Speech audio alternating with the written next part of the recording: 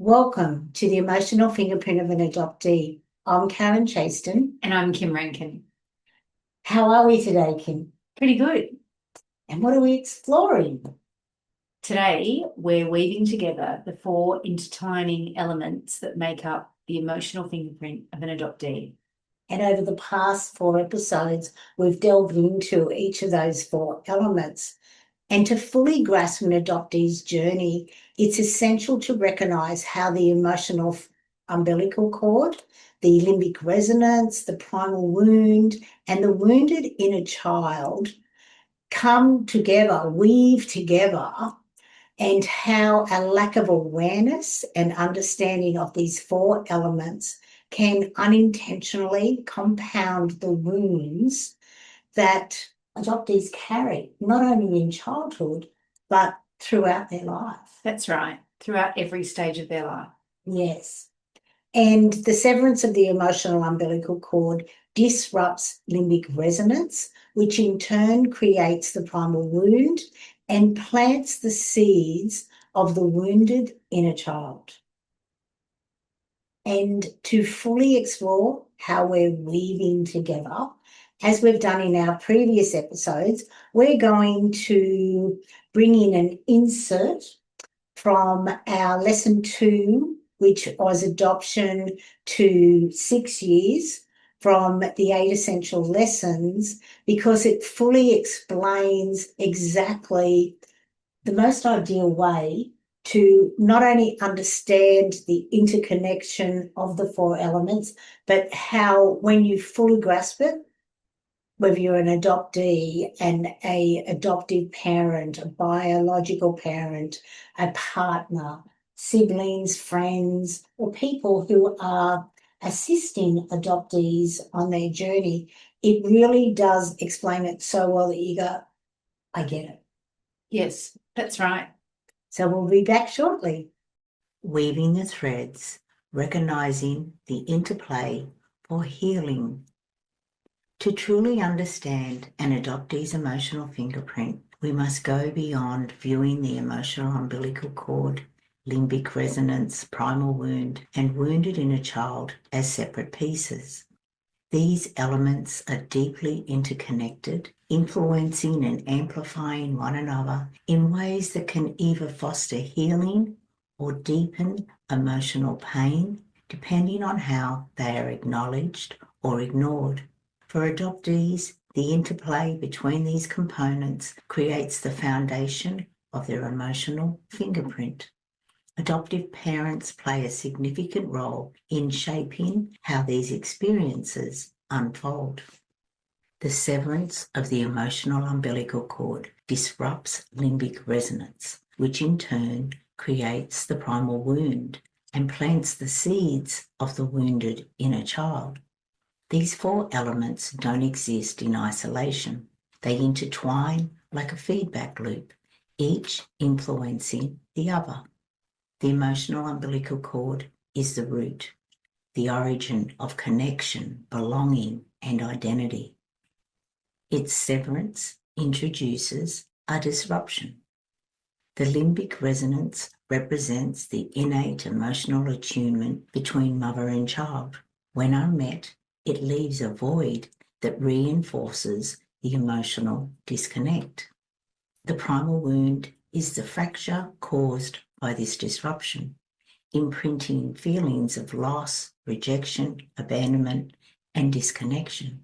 The wounded inner child emerges as the caretaker of this pain, holding on to the unmet needs, grief, and unanswered questions created by the other 3 elements. When unacknowledged, these elements feed off one another. The wounded inner child amplifies the longing for the emotional umbilical cord, while the primal wound deepens feelings of rejection and unworthiness. The absence of limbic resonance leaves adoptees seeking emotional attunement in ways that may not always serve them. Together, they create an emotional fingerprint marked by confusion, pain, and longing. Sometimes, without even realising, adoptive parents play a pivotal role in this dynamic. A lack of understanding about the emotional umbilical cord, limbic resonance, and the primal wound can unintentionally deepen the wounds carried by the adoptee's inner child. For example, dismissal of the emotional umbilical cord. Many adoptive parents, often out of fear or insecurity, dismiss or minimize the adoptee's connection to their biological family. Statements like, "We're your real family," or discouraging curiosity about biological roots can invalidate the adoptee's feelings. This unintentional dismissal reinforces the adoptee's inner child's sense of disconnection and shame, amplifying the primal wound. Misinterpreting behaviours.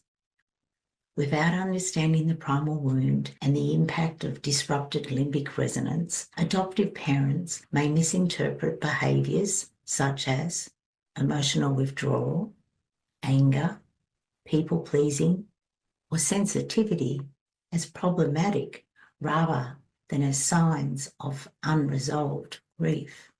This lack of awareness can leave the adoptee feeling unseen or misunderstood. Overlooking the inner child's pain. Assuming that love and care in the adoptive home should be enough can inadvertently silence the adoptee's grief. This sends the message that their pain is invalid, further wounding the adoptee's inner child and reinforcing feelings of unworthiness. Healing begins with recognition. When adoptive parents and caregivers understand how these four components weave together, they can shift from unintentionally compounding wounds to creating an environment where healing is possible. Here's how. Validating the emotional umbilical cord. Acknowledging the adoptee's innate connection to their biological roots helps them feel seen and understood. This doesn't diminish the adoptive family's role, but enriches the adoptee's sense of identity and belonging. Recognizing limbic resonance. Understanding the critical role of emotional attunement and its absence helps to address the adoptee's deep emotional needs. Acknowledging the primal wound. Recognizing the pain of early separation allows space for grieving and healing rather than suppressing or dismissing the emotions tied to it. Suppressed emotions can lead to depression, reinforcing feelings of isolation and unworthiness. Tending to the wounded inner child.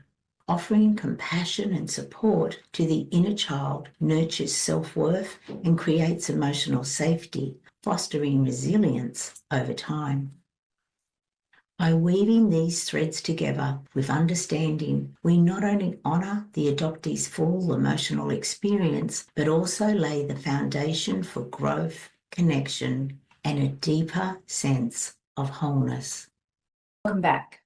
There was a lot explored in that excerpt from lesson 2 of the 8 essential lessons. And one of the most important things was the validating of the emotional umbilical cord. Yes, I agree. But it's interesting because that's the start of it. That's the start of the emotional fingerprint of an adoptee. And during the forced adoption era, most adoptive parents never recognise that connection. You were seen as a blank slate who arrived at 6 weeks old. So the 9 months in utero and the 6 weeks in hospital meant nothing. That's right. That bond that was formed between us was never acknowledged. Yeah, which means there was no continual connection. And it's really important, I feel that we need to bring it up now, that the tug of the emotional umbilical cord goes both ways. It's not just you reaching out and longing for me. I was experiencing the same thing. And, they told me that I would have a child and I wouldn't remember, I wouldn't feel it. And of course they told me that so that I'd sign the papers. But of course there was always that longing, that's why I went to check in on you. It was always, I have to see if she's all right. I can feel this tug. Whereas for me, because there were no words surrounding it, those feelings weren't acknowledged or explored. So I didn't understand them. And it's very hard, even as an adult, to find words to explain that feeling because there was no recognition. Yeah. And then, of course, recognizing limbic resonance, and we said in that episode how when we first learnt about limbic resonance, it was like, this makes so much sense. That's right. It comes back to why you were stiff in hospital. You were literally like, where is she? I'm not moving. I want her. I'm searching for her limbic brain. I need to feel safe. That's right. And I think it wasn't until I became a mother myself that I understood that innate connection and the bond that had been formed with my daughter. Yes, totally. And then the third one is, which is acknowledging the primal wound, and the primal wound is formed because of the first two, the emotional umbilical cord and the lack of the limbic resonance, which puts you into the primal wound. That's right. So the recognition of the pain of the early separation, Yes. the maternal separation. Yes. Yeah. And really, I guess a lot of the adoption industry wasn't even aware of the primal wound until 1993, when you were 20, from Nancy Newton-Verio writing, about the primal wound from the book with the same name, so that we can understand how it is formed. And of course, she doesn't go into the detail like we do of the emotional fingerprint of an adoptee. She just starts with the separation. That's what happens. The primal wound is formed from there.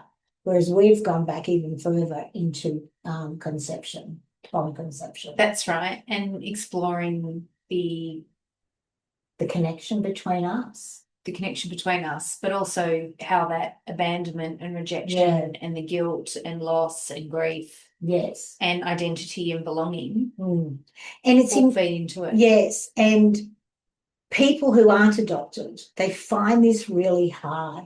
But you had parents who loved and looked after you, who provided everything for you. And they just don't get the emotional umbilical cord, the limbic resonance. It's that lack of attunement. Yes. That, it's very hard to explain to someone who hasn't experienced it themselves. Yes. But, not having biological roots. Mirroring. Exactly. All of that as you're growing up. And, mirroring, especially when we look at us, like I'm not saying we're mirror twins or anything like that. I am 16 years older than you, but we are very similar and we can see our biological connection, our That's genetics. Right. And, thank you, Mum, for these genetics, my sort of, my maiden sort of home and stuff. It really did. The genetics seemed to show up in so many of, my parents had 7 children and 20 grandchildren, which you were the first.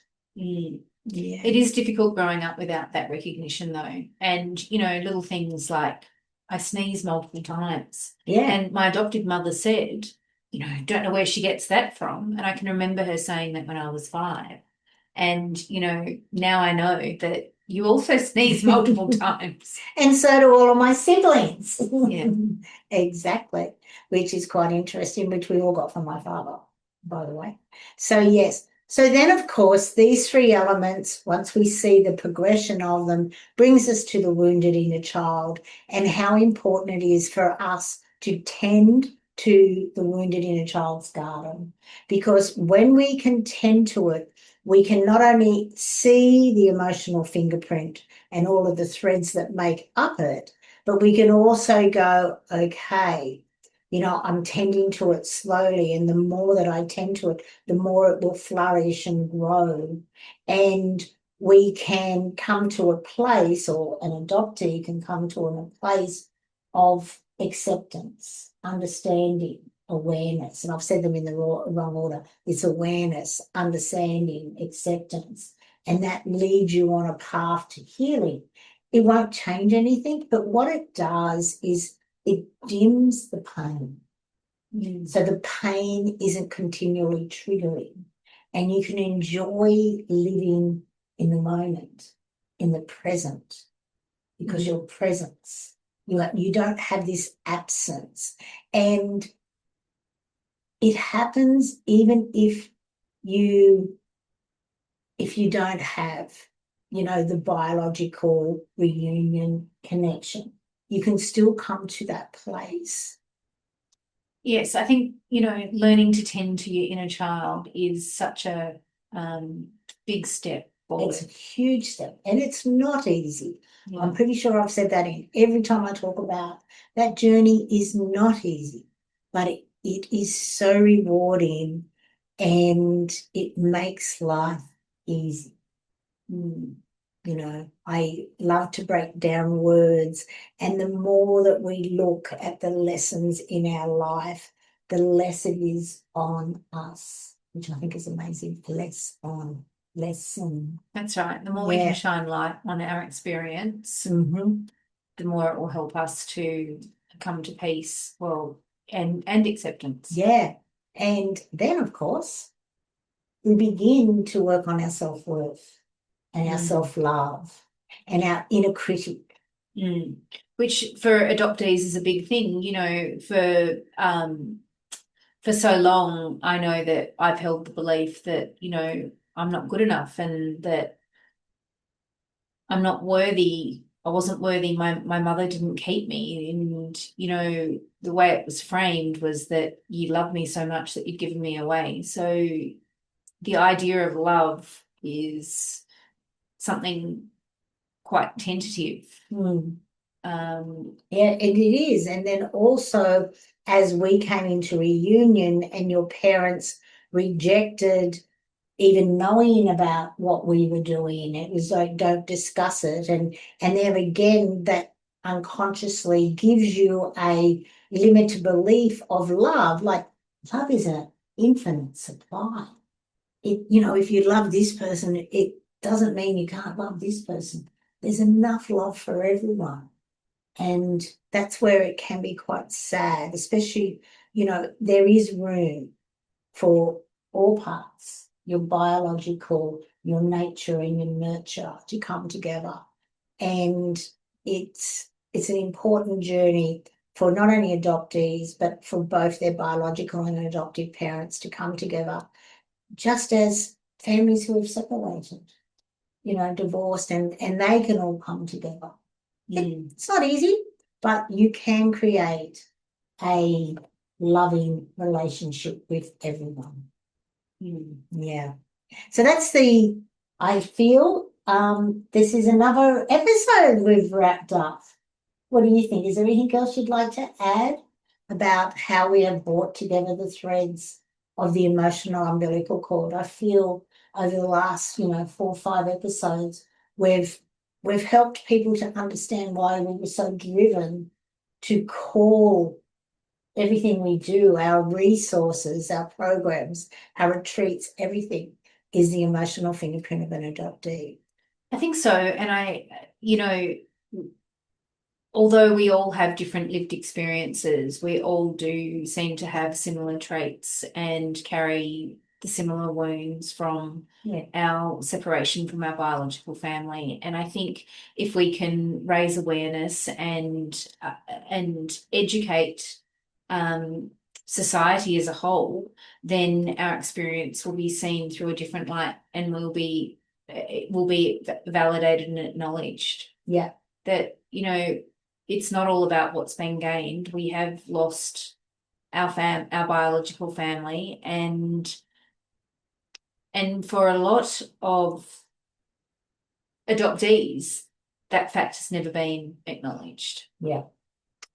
And over the next few episodes, we will be diving into some of those traits, some of those survival patterns, behaviours, which are quite common, and which I'm looking forward to further educating and explaining, that's why we do that.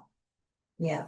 So thank you, Kimberly, for showing up today and being my amazing co-creator in all that we do. Thank you. Okay. And we look forward to seeing you again soon. Bye for now. Bye.